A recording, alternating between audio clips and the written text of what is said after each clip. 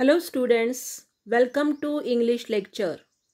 Today we are going to discuss the features of novel or aspects of novel.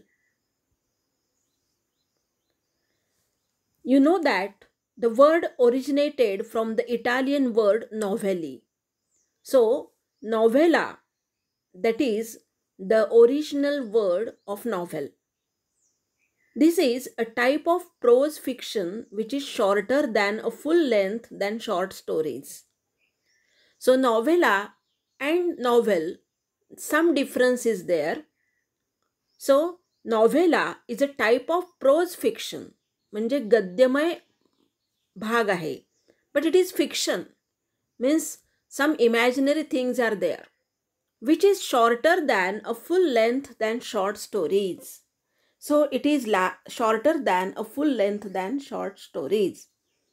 So you can say that it is not like a short story which is very short, but it is not like that much at length like novel, but it is shorter than a full length than short stories.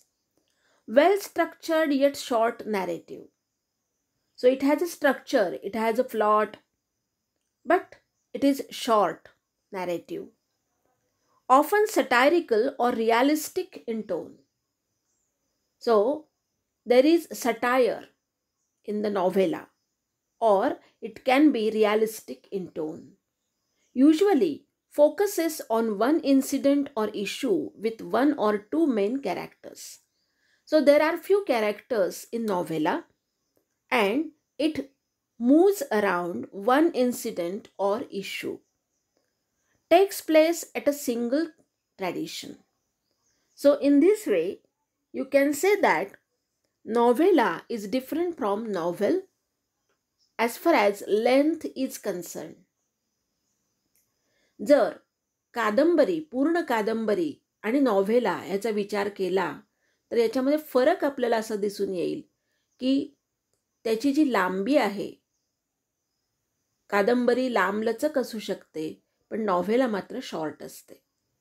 आणि दुसरी गोष्ट म्हणजे याच्यामधला जो tone आहे तो satirical, उपहासात्मक असतो किंवा तो रियालिस्टिक म्हणजे वास्तववादी असतो. त्याचबरोबर आपल्याला हेही लक्षात घेतलं पाहिजे की याच्यामध्ये जे कॅरेक्टर्स असतात ते मोजकेच कॅरेक्टर्स त्याच्यामध्ये असतात आणि जे प्रसंग आहेत ते सुद्धा प्रसंग साधारणतः एक किंवा दोन प्रसंग याच्यामध्ये असू शकतात की ज्याच्याभोवती ही नॉव्हेला किंवा याचा प्लॉट हा फिरत राहतो. So there are some famous novellas in English literature. The Heart of Darkness by Joseph Conrad, The Turn of the Screw by Henry James, Billy Bird by Herman Melville, Seize the Day by Saul Bellow, and Pearl by John Steinbeck. So these are famous novellas in English literature. You can see the front page of these novellas. Heart of Darkness by Joseph Conrad. It is very interesting story. Then Herman Melville wrote Billy Bird. Then Saul Bellow wrote Seize the Day, The Turn of the Screw by Henry James, and Death in Venice by Thomas Mann, and The Pearl by John Steinbeck. So these are famous novellas written by these writers. You should remember their names and the names of novellas. Now, elements of the novel or aspects of the novel. So if you look at this image, then there can be 6 elements of the novel: theme, plot, character, setting, conflict, language, and style. We will discuss these elements one by one. Now, what is theme? Theme is the central idea of the novel which can be expressed in a nutshell. थोडक्यात ही मध्यवर्ती कल्पना असते आणि ती आपल्याला जर वर्णन करून सांगितली की व्हॉट इज थीम, तर आपण अतिशय थोडक्यामध्ये नटशेलमध्ये आपण ती थीम सांगू शकतो. It is a philosophical statement or a truth which the writer has put forth through the narration of the series of events in the story and characters acting in the particular setting. So it is a philosophical statement or truth. कादंबरीबद्दलचं हे एक वास्तव किंवा सत्य असतं किंवा एक प्रकारचं तात्विक वाक्य असतं की ज्याच्यामध्ये पूर्णपणे नॉव्हेल कशावर आधारित आहे हे सांगितलेलं असतं.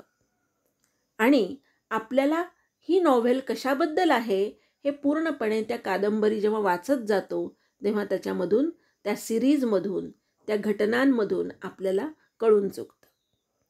So theme is the central idea, okay, and it can be expressed in a nutshell that you should remember.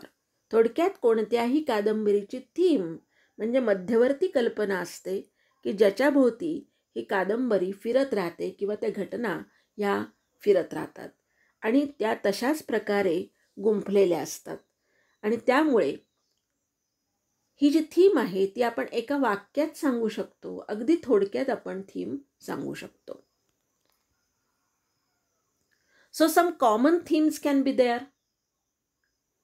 Love can be a theme, death can be a theme, good versus evil can be a theme, coming of age that can be a theme, power and corruption that can be a theme, survival, courage and heroism, prejudice, individual versus society, and war. So such can be the themes of the novel.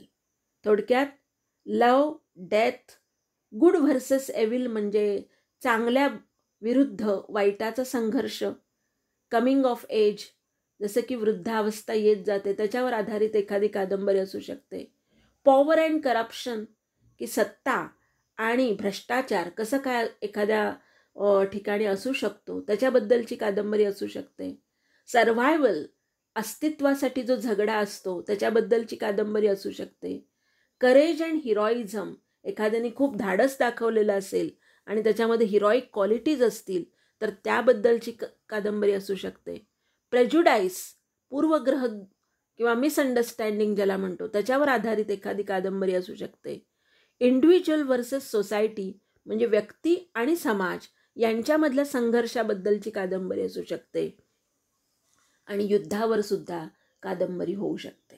म्हणजे ह्या काही common themes आपल्याला नॉव्हेल्समधून आढळून येतात. म्हणजे आपण एका वाक्यात किंवा एका शब्दात त्या सबंध कादंबरीची सेंट्रल आयडिया सांगू शकतो. फॉर एक्झाम्पल आपल्याला जी टू सर्व विथ लव ही जी कादंबरी आहे that novel and the theme of that novel is the relationship between the teacher and the students. इतक्या थोडक्यात आपण त्या टू सर्व विथ लव याची थीम सांगू शकतो. Of course there are some other themes also but we can say in nutshell आपण थोडक्यात त्याची सेंट्रल आयडिया सांगू शकतो. So in this way when you read the novel then you should look at the theme and you should be able to tell that theme in short or in precise manner or in nutshell. थोडक्यात एखादी कादंबरी वाचल्यानंतर आपल्याला त्यात नेमकं काय सांगितलंय हे सांगता आलं पाहिजे. फॉर एक्झाम्पल एखादी कादंबरी हिरोशिमा आणि नागासाकी इथं जे बॉम्बस्फोट झाला त्याच्यावर आधारित असेल तर आपल्याला ते सांगता आलं पाहिजे की थोडक्यात ही या कादंबरीची मध्यवर्ती कल्पना आहे. समजा प्रणय कथा असेल, लव्ह स्टोरी असेल तर आपल्याला ते सांगता आलं पाहिजे. समजा फॅमिली मॅटर, फॅमिली कॉन्फ्लिक्ट आहे म्हणजे कौटुंबिक संघर्ष दाखवला असेल तर आपल्याला ते सांगता आलं पाहिजे. That is central idea or theme in the novel. Now theme is very important because it gives direction to the writer. कादंबरीकार जेव्हा एखादी कादंबरी लिहितो तेव्हा त्याच्या डोक्यामध्ये त्याच्या मनामध्ये एक सेंट्रल आयडिया असते, एक थीम असते, एक थ्रेड असतं, एक सूत्र असतं महत्त्वाचं की की त्याला अनुसरून त्याला ती कादंबरी लिहिण्यासाठी काही डायरेक्टिव्ज मिळतात किंवा मार्गदर्शन मिळतं. आणि म्हणून थीम ही खूप महत्त्वाची आहे. नाव plot. Plot is essentially the story or the course of events that make up the theme. जी थीम म्हणजे महत्त्वाची जी मध्यवर्ती कल्पना आहे त्याला अनुसरून ज्या घटना घडत राहतात आणि त्यांची जी रचना केली जाते त्याला म्हणायचं plot. So plot is essentially the story or the course of events. Course of events means the chain of events that make up the theme. ती थीम परिपूर्ण होण्यासाठी ज्या घटना घडत राहतात कादंबरीमध्ये त्यांची एक सिरीज असते, त्यांची एक रचना असते, त्याला म्हणायचं plot. It is created by the conflict either internal that is inside the mind of the character or external with other character or entities. आणि ह्या प्लॉटमध्ये महत्त्वाचा असतो कॉन्फ्लिक्ट म्हणजे संघर्ष, कोणता तरी प्रॉब्लेम त्याच्यामध्ये असला पाहिजे तरच आपल्याला कादंबरी इंटरेस्टिंग वाटू शकते. For example, if I say that there was a king and queen and they died. So this is very what you call very straight statement. There is no interest in it. But if I say that there was a king and queen and they died of grief, मग मात्र तुमच्या मनामध्ये interest निर्माण होतो. what kind of grief they had, what kind of sorrow they had. म्हणजे इथे प्लॉटची सुरुवात होते की आपल्याला जर असं म्हटलं की एक राजा आणि राणी होते आणि ते मेले तर आपल्याला त्यात काही विशेष इंटरेस्टिंग वाटत नाही. पण जर असं म्हटलं की एक राजा होता, एक राणी होती आणि त्यांना काहीतरी दुःख होतं आणि ते दुःखाने गेले तर मात्र आपल्या मनामध्ये क्युरिओसिटी, एक उत्सुकता निर्माण होते की what kind of grief, what kind of sorrow they had. कोणत्या प्रकारचं दुःख असेल. आणि मग त्याच्याशी भोवती ज्या घटना घडत राहतात तो झाला कॉन्फ्लिक्ट, त्या प्लॉटमधला कॉन्फ्लिक्ट. म्हणजे असा काहीतरी कॉन्फ्लिक्ट असला पाहिजे. जीवनामध्ये संघर्ष खूप महत्त्वाचा असतो आणि तो संघर्ष या प्लॉटमध्ये आपल्याला दिसून आला तरच आपण त्या कादंबरीमध्ये किंवा त्या ड्रामामध्ये सुद्धा इंटरेस्ट घेऊ शकतो. So it is created by the conflict either internal that inside the mind of the character. म्हणजे त्या व्यक्तीच्या मनात जो संघर्ष चाललेला आहे तो तरी दाखवला पाहिजे. ऑर एक्सटर्नल किंवा कदाचित ती व्यक्ती आणि समाज यामधला संघर्ष असू शकतो, ती व्यक्ती आणि इतर व्यक्ती यांच्यामधला संघर्ष असू शकतो. आणि म्हणून आपल्याला कॉन्फ्लिक्ट खूप प्लॉटमध्ये महत्त्वाचा आहे. Plot may be simple, one plot, एकच प्लॉट, एकच घटना किंवा एकच साधारणतः इन्सिडेंट घेऊन आपल्याला त्याच्याभोवती ती कादंबरी लिहिलेली दिसून येते. Or complex consisting the interweaving of many subplots, किंवा काही काही वेळेला उपकथानक त्याला जोडलेले असतात. तर अशा वेळेला तो कॉम्प्लेक्स प्लॉट असा समजला जातो. नाव characters. Characterization is related to the plot as the course of events take place because of the certain behavior of the characters. कादंबरीमधल्या ज्या घटना घडतात, घटनांचं जे रचना असते ती त्यामधले जी पात्र आहेत, कॅरेक्टर्स आहेत त्यांच्यामुळे घडत असते. ते एकमेकांशी कसे वागतात त्यामुळे घटना घडतात आणि त्यामुळे कॅरेक्टरायझेशन खूप महत्त्वाचं आहे. या कॅरेक्टरायझेशनमधून आपल्याला त्या व्यक्तींचा स्वभाव लक्षात येतो. For example, to sir with love ही जी आपल्याला कादंबरी आहे त्याच्यामध्ये relationship between the teacher and the students, if that is the theme, then plot will be of course related to the experience of the teacher and experience of the students. त्यातल्या जी घटना आहेत त्या घटना अर्थातच मग शाळेमध्ये घडणाऱ्या घटना असणार आहेत, कारण this is about related to teacher and the students. ही जर थीम झाली तर घटना कुणाशी घडणार, तर टीचर आणि स्टुडंट्सबद्दल घडणार. So what is the nature of teacher, what is his attitude towards life, हा महत्त्वाचा आहे. And also what kind of students they are and what kind of nature they have, हा सुद्धा महत्त्वाचा भाग असेल.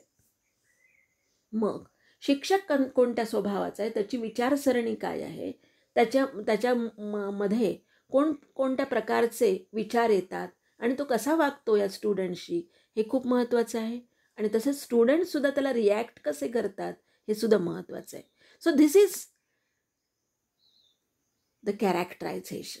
याला म्हणायचं कॅरेक्टरायझेशन. त्यांचं स्वभाव वर्णन जे केलेलं आहे की त्यानुसार ते वागत राहतात. समजा एखादं गुड अँड एव्हिलमधला संघर्ष आहे. If conflict is between good and Evil, मग चांगले कॅरेक्टर्स त्यांचे स्वभाव काय असतील आणि जे वाईट प्रवृत्तीचे कॅरेक्टर्स आहेत त्यांचे स्वभाव काय असतील, याचं जे वर्णन असेल त्याला म्हणायचं characterisation. So characterization is related to the plot as the course of events take place because of the certain behavior of the characters. Depiction of character, depiction म्हणजे वर्णन, can range from a thumbnail sketch to deep, wordy, highly detailed verbal sketch. कधी कधी कादंबरीकार एखाद्या कॅरेक्टरचं वर्णन अगदी थोडक्यात, thumbnail ज्याला म्हणतो आपण, तशा प्रकारचं अतिशय थोडक्यात वर्णन आपल्याला दिसून येतं. तर कधी कधी ते डीप असतं, खूप विस्तृत असतं, वर्डी असतं, खूप मोठ्या शब्दात सांगितलेलं असतं, किंवा डिटेल व्हर्बल स्केच असू शकतं, किंवा आपल्याला त्याचं खूप मोठं वर्णन केलेलं दिसून येतं. The important character may have been described in its every aspect by the writer. Main important characters जे आहेत त्याचं मात्र वर्णन कादंबरीकार अतिशय व्यवस्थित करत असतो. And the details are given. So here we can see something about characters. The minor characters are not given much importance. कादंबरीच्या दृष्टीने जे काही मायनर म्हणजे बिन महत्त्वाचे किंवा दुय्यम महत्त्वाचे जे कॅरेक्टर्स आहेत त्यांच्याकडे फार लक्ष दिलेलं नसतं. The reader follows the actions of one main character throughout the novel. जे काही मुख्य कॅरेक्टर असेल त्याच्या दृष्टिकोनातनं ती कादंबरी लिहिलेली आपल्याला दिसून येते. This character, the main character, is referred to as the protagonist. आणि या मेन कॅरेक्टरला काय म्हणतात? Protagonist. Protagonist means main character is in conflict with a character or an entity or a force, internal or external, which is known as antagonist. हा जो protagonist आहे तो एखाद्या दुसऱ्या कॅरेक्टर म्हणजे माणूस असेल, व्यक्ती असेल, किंवा एखादी प्रवृत्ती असेल, किंवा एखादा फोर्स असेल, मग इंटरनल और एक्सटर्नल असेल, which is known as antagonist. म्हणजे बाह्य प्रवृत्तीविषयी किंवा एखादी घटना घडत असेल की ती त्याच्या विरोधात असेल तर त्याला अँटॅगॉनिस्ट असं म्हणतात. तर अशा प्रकारे प्रोटोगनिस्ट म्हणजे मेन कॅरेक्टर आणि त्याच्या विरुद्ध कॅरेक्टर म्हणजे antagonist. Setting. Setting is the background in which the story takes place. ज्या बॅकग्राऊंडवर, ज्या पार्श्वभूमीवर ही घटना घडत असते त्याला सेटिंग म्हणतात. त्यामुळे setting includes place, period, time, climate और वेदर अँड लाईफस्टाईल. मग सेटिंगमध्ये काय काय इन्क्लूड होतं? तर ती जागा, कुठे ही घटना घडते. एखादी जंगलातली घटना असेल तर जंगल हे त्याचं बॅकग्राऊंड राहील, सेटिंग राहील. एखादी घटना राजवाड्यात घडतीये तर palace can be the background. Period म्हणजे काळ कोणता आहे. If it is historical period मग तो कालावधी वेगळा असेल आणि आत्ताचा असेल तर वेगळा असेल. टाईम म्हणजे कोणती, सकाळी, रात्री, दुपारी, कोणत्या ह्याच्यामध्ये टाईममध्ये स्लॉटमध्ये घडतीये. क्लायमेट कशा प्रकारचं वातावरण, कशा प्रकारचं हवामान आहे. अँड लाईफस्टाईल कशी आहे लोकांची, या सगळ्यांचा उल्लेख या सेटिंगमध्ये होत असतो. Plot and character are the two major elements that are affected due to setting. आणि सेटिंगमुळे कॅरेक्टर्समध्ये काही काही वेळेला आपल्याला किंवा प्लॉटमध्ये सुद्धा फरक पडलेला दिसून येतो. For example, suppose the novel is based on the background of Konkan region. कोकणावर आधारित कादंबरी आहे तर संबंध वातावरण हे ते कोकणी असेल, कोकणामधलं वातावरण असेल आणि त्यामुळे ते कॅरेक्टर्ससुद्धा तशा प्रकारची भाषा बोलणं, तशा प्रकारचा विचार करणं आपल्याला दिसून येतात. So it affects the plot and character. So setting is also important aspect of novel. Now conflict is another aspect of novel. The struggle between the opposite forces in the story is called conflict in the story. दोन विविध प्रवृत्ती, वेगळ्या विरुद्ध प्रवृत्तींमधला संघर्ष, त्याला म्हणायचं conflict. Conflict provides interest and curiosity about the plot. आणि कॉन्फ्लिक्टमुळेच त्या प्लॉटमध्ये, त्या कथानकामध्ये एक प्रकारचा इंटरेस्ट निर्माण होतो, एक प्रकारची क्युरिओसिटी निर्माण होते. Then classification, man against man, man against nature, man against self, man against society. हा कॉन्फ्लिक्ट मग कोणता असतो? मॅन अगेन्स्ट मॅन म्हणजे व्यक्ती आणि दुसरी व्यक्ती यांच्यामधला संघर्ष असू शकतो. मॅन अगेन्स्ट नेचर, माणूस आणि निसर्ग यांच्यामधला संघर्ष असू शकतो. मॅन अगेन्स्ट सेल्फ म्हणजे माणूस आणि त्याचं स्वतःचं मन याच्या विरुद्ध संघर्ष असू शकतो. अँड मॅन अगेन्स्ट सोसायटी आणि माणूस आणि समाज यांच्यामधला संघर्ष आपल्याला दिसून येतो. So conflict is the soul of drama. तसं conflict is the soul of plot असं म्हटलं पाहिजे, कारण without conflict there cannot be any story. आणि म्हणून conflict is very important. Language and style. The language and the techniques used by the author for the narration of the course of events is known as the style. ज्या प्रकारची language वापरलेली आहे आणि ज्या प्रकारचं technique, तंत्र वापरले लेखनाचं, नॅरेशनचं, त्यानुसार आपल्याला ती स्टाईल बदललेली दिसून येते. For example, stream of consciousness ही एक वेगळं टेक्निक आहे. त्या टेक्निकनी भाषा वेगळी येईल, त्या टेक्निकने लिखाणाची पद्धत वेगळी होईल आणि ती नॉव्हेलसुद्धा वेगळी असेल. So the language and the techniques used by the author for the narration of the course of events is known as style.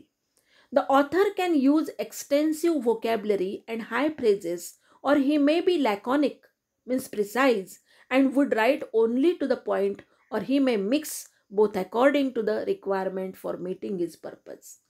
मग अशा वेळेला जे कादंबरीकार आहेत, जे लेखक आहेत, ते कदाचित खूप मोठ्या प्रमाणात शब्द वापरत असतील, एक्सटेन्सिव्ह व्होकॅब्युलरी वापरत असतील, म्हणजे खूप मोठ्या प्रमाणातले शब्दसाठा वापरत असतील, किंवा हाय फ्रेजेस वापरत असतील, किंवा मोठमोठी वाक्य वापरत असतील, किंवा ते अतिशय संक्षिप्तपणे एखाद्या गोष्टीचं वर्णन करत असतील.